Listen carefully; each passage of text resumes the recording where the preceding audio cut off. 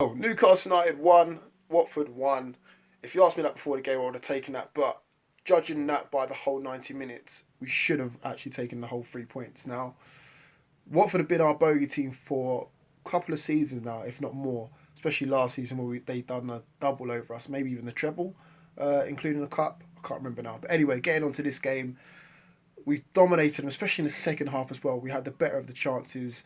We're taking Shelby-esque long range shots from Hayden and Longstaff. Atsu could have possibly stretched a little bit to put in Willem's cross in the second half. Joe Linton looked powerful again.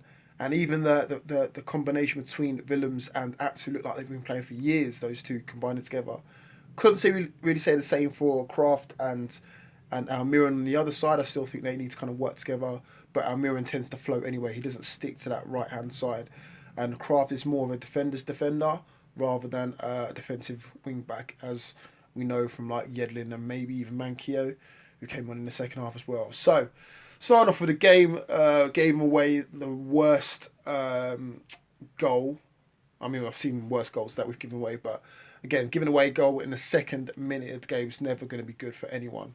Pot shot from Cleverley from 35 yards plus, gets blocked by Longstaff or Lascelles, or a combination of the two. Then obviously falls to Will Hughes and he tucks it away, and it's 1-0 after 2 minutes, as I said. Wasn't before 40 odd minutes we got back into the game, or got back level, should I say. Schar again, that guy. I mean, he scored 4 goals for us last season, obviously including that wonder strike against Burnley, and to just to put it away, to tuck it away like he did. I mean, great ball in by Kraft again. As much as I said he didn't get that forward, he did put a good ball into the box. The fence, I think it must have been Kafka or the other defender, kind of headed it down into the path of Schar, and he slots it home with his left foot, and it's 1-1. But again, Fabian Schar can easily play in centre midfield. The way he plays going forward, the way he finishes as well, I'd say he's better. He's probably stronger than some of our central midfielders.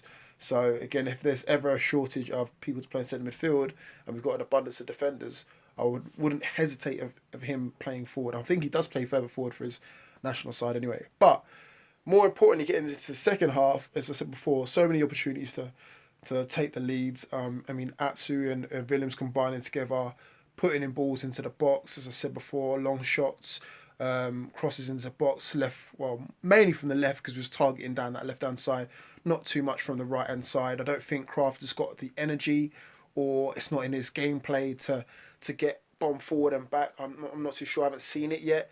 Most of his crosses were from deep. I would like to see him get down the byline and just whip him in. Same what I was saying for Willems, and he eventually did it. So, all in all, good point, I suppose, or a decent point. I would have liked to see us go for it a little bit more. We did bring on Mutu towards the end, and again, that was it as well. Mutu had a chance where Joe Linton played him in. Mutu kind of took it too wide and hit the side netting, and that was about it really. Obviously, Watford had some chances as well. They brought on Success, and I can't remember the other brother's name as well, but Success had a chance. That was a good save from Dubravka.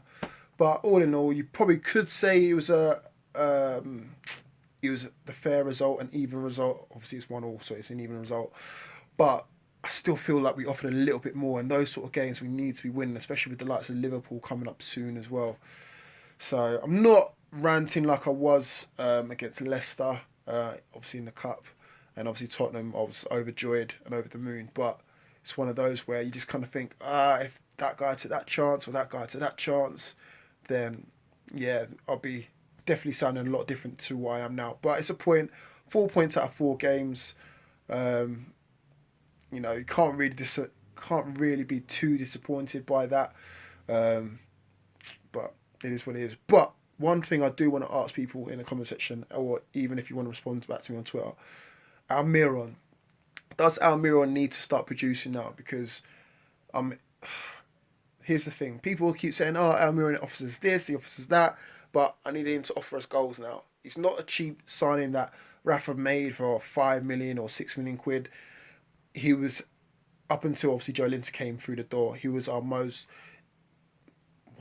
was he? Yeah, he was our more. I'll just have to double check that because I don't know about the ins and outs of it. But he was our most expensive signing up until Joe Linton came. So for me, he needs to start offering goals now because Joe Linton scored. Schar scored, who's a defender.